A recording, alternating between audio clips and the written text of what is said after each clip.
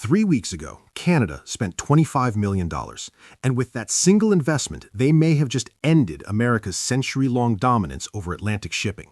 While U.S. ports were still scheduling meetings to discuss meetings about green infrastructure, Canada built North America's first hydrogen refueling port. It's already under construction. Ships will be refueling there by late 2026. New York, Boston, Virginia, they're still on page 12 of their environmental impact assessments. This isn't about being eco-friendly. This is about Europe's new shipping laws that go into effect in 2026. Laws that will force every major shipping company to either go carbon neutral or pay massive penalties. And only one port in North America is ready for it. Here's the terrifying part for the United States. By the time American ports finish their feasibility studies, Halifax will have already locked in contracts with every major European shipping line. Permanent market share, permanent job losses, permanent strategic defeat. All because Canada moved fast and America moved never. Today, we're breaking down exactly how $25 million is reshaping North American trade and why Trump's chaos just handed Canada the perfect opportunity. Let's be clear about what's at stake here. The Port of New York and New Jersey alone handles 9.4 million containers every year. Virginia, Savannah, Charleston, these ports are economic engines that support hundreds of thousands of American jobs. But here's what's changing. In 2026, European Union emissions regulations become mandatory. Every shipping company moving cargo between Europe and North America will have to document their carbon footprint. Miss the targets? Pay the penalties. For German manufacturers, Danish shipping giants, French logistics companies, this isn't theoretical, this is next year. And they have two options. Option 1, keep routing through U.S. ports using conventional diesel ships, then pay escalating carbon taxes every single year. Option 2, route through Halifax using hydrogen-powered vessels and claim complete carbon neutrality. Now you might be thinking, why can't American ports just build the same infrastructure? Great question, and that's exactly where this story gets interesting. The $25 million advantage. Here's what Canada's investment is actually building in Halifax. A hydrogen production facility powered by Nova Scotia's hydroelectric grid. Storage infrastructure for alternative fuels, hydrogen, ammonia, green methanol. Rapid bunkering equipment that refuels ships without delaying port operations. Electric rail locomotives connecting the port to the entire North American rail network. All of it operational by late 2026, maybe early 2027. The Halifax-Hamburg Green Shipping Corridor isn't a concept, it's under construction right now. Hapag-Lloyd, one of the world's largest container companies based in Hamburg, is already adjusting routes to prioritize Halifax for their new hydrogen-powered fleet. Maersk, the Danish shipping giant that just invested billions in green methanol vessels, needs refueling infrastructure. Halifax is building it. New York is not. CMA CGM, the French shipping company committed to carbon-neutral operations by 2050, is watching this closely because Halifax is giving them something no American port can offer, a way to actually meet their commitments.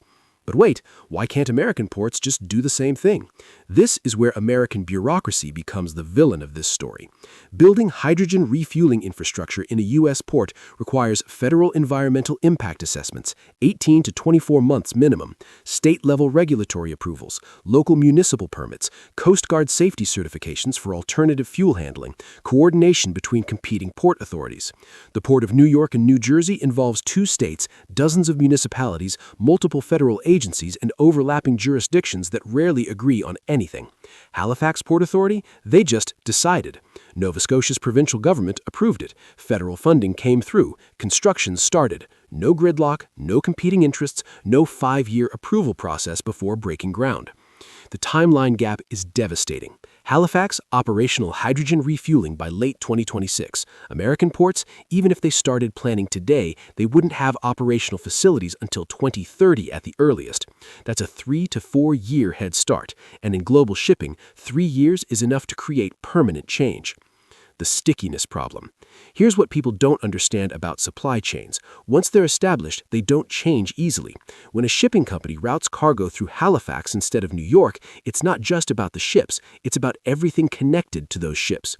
Logistics networks get built around Halifax arrival times, rail schedules optimize for Halifax connections, warehouse distribution centers locate near Halifax terminals, customs processes streamlined for Halifax entry points. After 3 years of this, even if American American ports somehow build identical infrastructure, the damage is done. The routes are set, the relationships are established, the competitive advantage is locked in. But it gets worse for the United States. The electric rail gambit. That $25 million isn't just for ships. Canada is investing in electric rail locomotives and incentive programs to shift freight from trucks to trains. This solves Halifax's biggest weakness, geography. Halifax sits at the eastern edge of Canada, 1,500 kilometers from Toronto, 2,000 kilometers from Chicago. It's far from major population centers. But Canadian National Railway connects Halifax to the entire North American rail network, and now, with electric locomotives, that connection becomes carbon neutral. Think about what this means for a German manufacturer shipping machinery to Chicago. Route 1, ship to New York, then use diesel rail to Chicago. Carbon reporting, not neutral. Route 2, ship to Halifax, then use electric rail to Chicago. Carbon reporting, completely neutral. The cost difference might be small today, but European carbon taxes increase every single year, and corporate emissions reporting is becoming mandatory, not optional. Halifax is positioning for that future. American ports are still running on diesel-dependent infrastructure built for the 20th century. Now, let's talk about timing. Because Canada didn't just get lucky. They recognized an opportunity that American dysfunction created. Over the past few years, European shipping companies watched Trump impose arbitrary tariffs on Canadian goods. Trump threatened to annex Canada economically, rolling uncertainty about North American trade relationships, presidential policy changing via tweet. If you're a logistics executive at a German shipping company, you need predictability. You need stable supply chains that won't be disrupted by political chaos. Halifax offers exactly that. Canadian government stability, predictable regulatory environment, no arbitrary tariff threats, and now green shipping infrastructure that perfectly aligns with European mandates. The hydrogen infrastructure gives Halifax the competitive edge, but Trump's chaos makes the business case undeniable.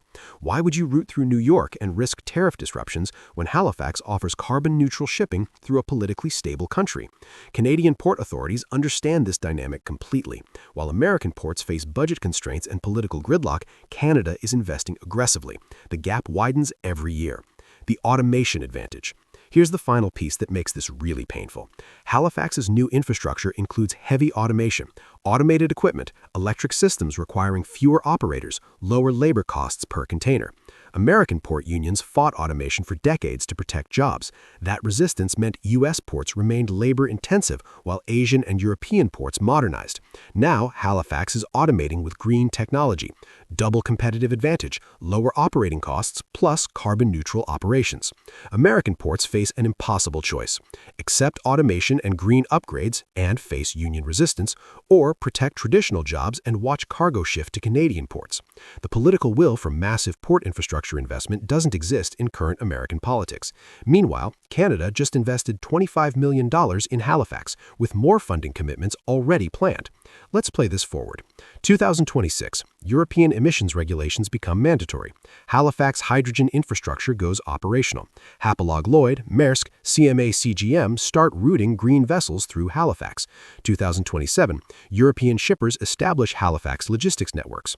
Warehouse operators relocate near Halifax rail terminals. Customs processes optimize for Canadian entry. 2028-2029, American ports watch European container traffic decline. Port employment drops gradually as shipping volumes shift north. 2030, U.S. ports finally complete hydrogen infrastructure, but Halifax already has 3 years of operational experience, established relationships, and optimized systems. Market share? Gone. Jobs relocated. Strategic advantage lost. This isn't temporary. This is permanent structural change in North American trade flows, and it's part of a bigger pattern that should terrify American strategists. The Trans Mountain Pipeline redirecting oil exports to Asia through Vancouver instead of Gulf Coast refineries. Quebec building electricity transmission to Europe. Arctic shipping routes being developed to bypass traditional North American gateways entirely. Halifax becomes the Atlantic component of this strategy. European cargo entering North America through Canadian ports using zero-emission shipping. eliminating dependence on American infrastructure. The numbers tell the story. Canadian ports handled roughly 40 million containers in 2024. U.S. East Coast ports handled about 40 million just through New York, Virginia, and Savannah. The volumes aren't comparable yet, but the growth trajectory favors Canada. Vancouver container traffic increased 30% over 5 years as Asian shippers avoided U.S. West Coast congestion and labor disputes. Halifax could achieve similar growth by capturing European traffic concerned about American instability. Every European company facing emissions requirements has incentive to route through Halifax instead of New York. Every shipper worried about Trump's tariff threats has incentive to avoid American ports entirely.